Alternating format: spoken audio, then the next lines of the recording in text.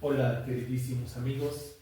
Bueno, llegamos al 7.7, donde María de Betania dice: ¿cómo envidiar a Yeshua en su camino para dar o de dar y recibir amor? Si realmente el amor que ella tenía por él era verdadero, recordemos que el cerebro no puede tener dos pensamientos y dos emociones al mismo tiempo. O amamos o tememos. Y la envidia no es un fruto del amor. Así es de que este planteamiento con el que comienza, pues es muy, muy fuerte, pero muy contundente. Al final, pues también Yeshua nunca le había prometido casarse con ella. Eso es algo que ella se creó en su mente. Y también porque en el fondo Yeshua nunca le haría daño intencionalmente a María de Betania. Bueno, ¿cuál fue el antídoto para este veneno de los celos? Pues el regocijarse en la felicidad de Yeshua. Es decir, aprender a celebrar el éxito de los demás en lugar de celarlo o envidiarlo. De todas las iniciaciones, ninguna fue más difícil que esta. Fue algo kármico, sí, hubo mucho dolor, mucha soledad. Se refugió con los esenios en Qumran, donde estaban Juan Bautista, Judas Iscariote. Y bueno, toda esta profunda fuerza interior le ayudó a regocijarse del éxito de los demás, del éxito de Yeshua y de la felicidad de Yeshua y de los demás. Una lección muy grande para todos, para sacarlo de esta autocompasión. Y también, bueno, pues su hermano Lázaro, su hermana Marta le ayudaron mucho, porque ellos tenían algo, lo que llamaríamos hoy como los principios de un hospital, que viene de ahí mismo también, de las personas que no tenían hogar, de las que estuvieran enfermas, y donde todos esos dones de curación, que son muy importantes, con los que ella nació, pues le dieron consuelo para sanar ese corazón roto, pero también, muy importante, le empezó a dar un sentido de identidad a su vida. Empezó a plantearse cuál es su propósito de vida. Preguntas de sondeo profundo. Grandes preguntas, diríamos también. Después cuenta la historia de que cómo le fue a Mariam. Bueno, Mariam, que es la otra María, una de las tres Marías, se casó con Nataniel, que tuvieron un hijo que se llama Benjamín. O sea, vemos la misma decepción, diferente respuesta. Una se fue al servicio, otra se fue a un matrimonio y a tener un hijo, a crear una familia. Y María de Betania le pregunta a Clark Herson: ¿consideraste otros hombres? Y dijo: no. ¿Cómo podría? No podía ver a nadie excepto a Yeshua. Y bueno, todas las mujeres maltratadas también eran ayudadas en estos hospicios, mujeres embarazadas, huérfanos, enfermos mentales, bebés, ancianos. Todo esto, bueno, como precursores de los hospitales, ¿no? Que Sara es una de los fundadores, como hija de María de Betania, de todo este tipo de servicios. Y ella también se dio cuenta que todo ese ensimismamiento no le había cegado el sufrimiento de los demás. Y gracias a que ese corazón se le rompió al perder a su amado, pues pudo sanar ese corazón egoísta y llenarlo de un amor infinito, de una fuente eterna, de un flujo interminable de amor que venía desde la profundidad de su alma. Se dio cuenta que había personas que habían tenido pérdidas mayores y bueno, supo lo que es ser una sacerdotisa al servicio de la gran madre. Supo ser el corazón y las manos de esta gran madre para todas estas personas. Y ya no solamente ser esas manos, sino ponerse el manto de la Magdalena, que su madre, que la antecedió, tanto lo había usado con el honor que esto representaba. Ahora, cuando ella conoció este camino del desinterés, pues pudo encontrar a su verdadero ser y amado dentro de sí misma.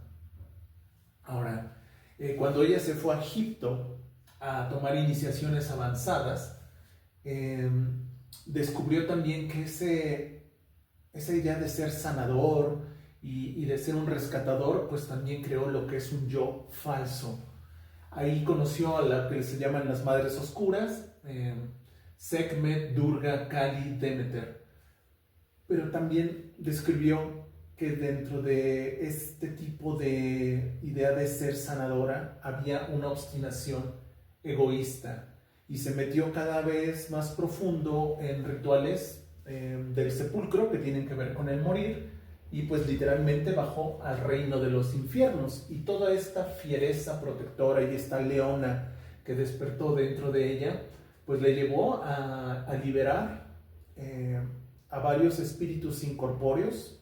Los invitó a dejar sus cuerpos de sus anfitriones, es decir, los espíritus estaban poseyendo personas y los invitaba a estos espíritus a dejar a estas personas, estos anfitriones. Entonces ellos serían como sus huéspedes, estos espíritus asediadores, que lo que llamamos el día de hoy como estados de posesión demoníaca o espiritual. Y bueno, todo este tipo de acercamiento hacia la liberación de las almas que poseían a estos anfitriones, la llevó precisamente a esa percepción de ese yo falso, a esa obstinación egoísta, el meterse en terrenos de sufrimiento donde ya no nos corresponde o no le correspondía, porque al final es seguir viendo la dualidad, menciona ella.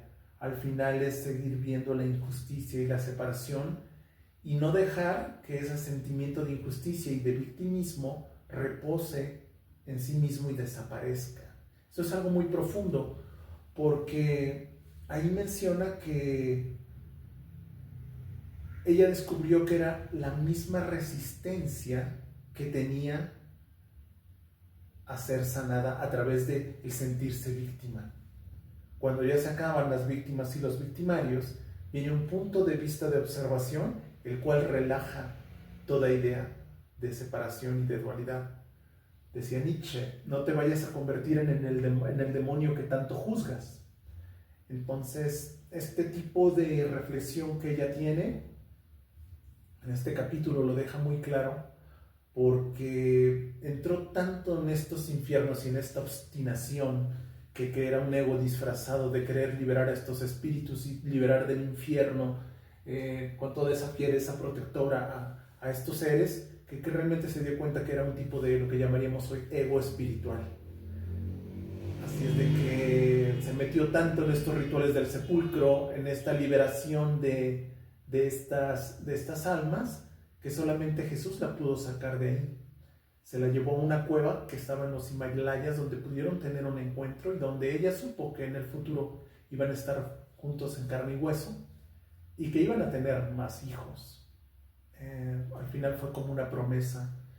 Cuando ella tuvo esta aceptación, pudo regresar ya a este amor dentro de ella, a este verdadero gurú dentro de ella, y entregarse a ese amor de ese maestro interno, y por fin reconciliar a la imagen o a la presencia de Miriam de Tiana, la primera esposa de Jesús, e inclusive estar junto con Mariam, ya con Jesús, todos reunidos en una misma sala, en paz y con el alma tranquila, con ese corazón roto y sanado, con todos estos aspectos que hemos mencionado antes. Y bueno, para mí es un súper capítulo, porque habla de cómo esa delgada línea entre querer ser el rescatador, entre querer ser el sanador, ese yo falso que es un ego espiritual que se siente exorcista, que se siente que ya puede liberar almas y que ya puede luchar contra los demonios y decirles a esos seres que han poseído por eones que sigan su camino y que dejen a estos seres, a estos anfitriones, cuando esos terrenos todavía pueden tener un fondo de separación, de victimismo y de juicio, de dualidad, y no verlo desde un punto de vista del observador, que desde ese mismo punto de vista quizá haría descansar esa ilusión de separación y ese juicio de la luz y de la oscuridad, y pues permitir que sea lo que tenga que ser, pero no refugiarse en el servicio disfrazado de un ego falso. Así es de que Este sería el fin del capítulo 7.